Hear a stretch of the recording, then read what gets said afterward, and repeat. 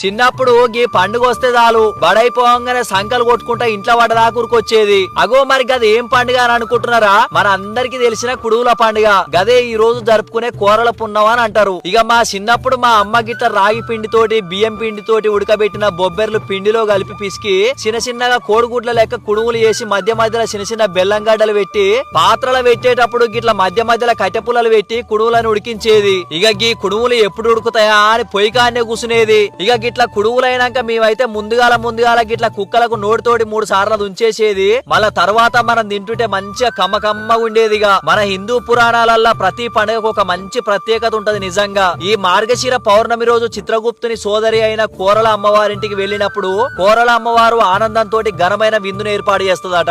ఈ విందుకు కృతజ్ఞతగా చెల్లిని ఆశీర్వదిస్తూ ఈ మార్గశిర పౌర్ణమి రోజు కోరల అమ్మవారిని ఎవరైతే పూజిస్తారో కాలభైరవుని వాహనమైన కుక్కలకు భక్తి శ్రద్ధలతో చేసిన కుడుముల